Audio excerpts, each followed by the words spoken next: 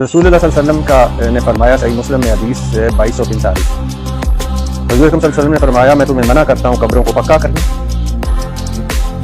आप मुझसे ज्यादा मैं तुम्हें मना करता हूँ कब्रों को पक्का करने, कब्रों पर इमारत बनाने और कब्रों पर बैठने से।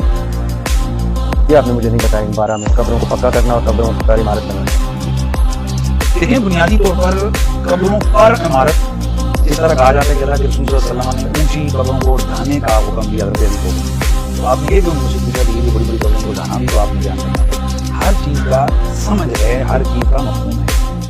अल्लाह के नबी सल्लल्लाहु अलैहि वसल्लम ने मज़ारात के ऊपर मेले ठेले लगाने से मना किया। और मज़ारात वैसे मेला ठेला भी आपने नहीं बोला, नहीं बांग मंगड़ा ये बांग मंगड़ा उसमें। अच्छा, मेला ठेला जो है उससे अल्लाह के रसूल सल्लल्लाहु अलैहि वसल्लम ने मना किया है। और हमारा यहाँ मेले ठेले से बात की है कि ऐसा तर्ज़ अमल मज़ारात है कि लड़के लड़कियाँ इख्तिलाफ हो रहा है। सर मैं वो सुन चुका हूँ। मैं तुम्हें मना करता हूँ कब्रों को पक्का करने, कब्रों पर इमारत बनाने और कब्रों पर बैठने। सही है, इन तीनों से आप बिल्कुल हम ये कहते हैं कि इसको आपके पूरे ब्लॉग में काफी मैंने सुने मज़ारात पे, उसमें ये नहीं थे कि कब्रों को पक्का ना करो, कब्रों पर इमारत ना बनाओ, ये नहीं था।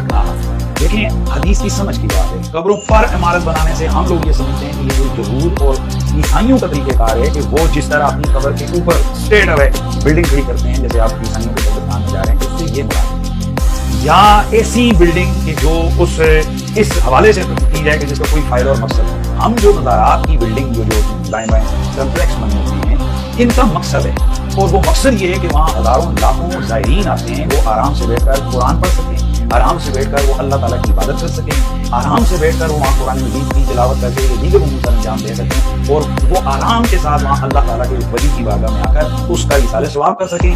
और उसके वास्ते मैं फिर आपको सही मुस्लिम की हदीस 2245 कह रहे हैं, मैं हुजूर सल्लल्लाहु अलैहि वसल्लम फरमाया, मैं तुम्हें मना करता हूँ कब्रों को पक्का करने, कब्रों पर इमारत। ठीक है, हमारे यहाँ यही है कि आप कब्रों को पक्का ना करें, लेकिन इसी के हवाले से ताबील ना दें। ठीक है, ओ भाई, बात ये है कि ये बात दुरुस्त है, अफजल है कि कब्र को पक्का ना करें। लिहाजा यही वजह है इमारत ना बनाएं ऊपर। अच्छा, इस ऊपर की क्या मतलब है कि आप इसके ऊपर हम ये इसकी तामील करते हैं कि एक मीज़ार है, कब्र है, कोई भी मेरे वालिद की हो जाती, मेरी वालिदा की हो जाती, मैं उससे एक कमरा बना देता हूँ। क्यों बनाते हैं? मैं उसमें मैं तो नहीं बनाऊंगा ना, क्योंकि मुझे तो पता चल गया ना। नबी सल्लल्लाहु अलैहि वसल्लम हम ये कह रहे हैं कि उस कब्र को इस तरह से पक्का करना, स्पेशली इतना पक्का करना कि उसके ऊपर छह वो कर देना, ये दुरुस्त नहीं है। जरूरत के तहत कब्र को पक्का किया। आगे सुनिए, वो भी दूसरी हदीस की वजह से कि आप फिर ये हुक्म है कि अल्लाह के नबी ने इरशाद फरमाया, तुम तो नहीं तो ममा ज़ियारत कुबूर, ये भी मुस्लिम शरीफ है, तुम तो नहीं तो मना हम ज़ियारत कुबूर अल्लाह हुजूर जाने, तुम्हें कब्र पे जाने से मना करता था, अब तुमने उसकी ज़ियारत कर दी।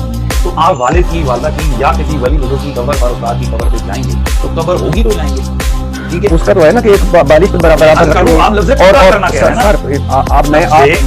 मुफ्ती साहब, आप मेरे जैसों को तो जेब में डाल के फिर रहा, तो मैं आपसे अर्ज कर रहा हूँ, आप समझते हैं कि मैं पक्का किसको कह रहा हूँ?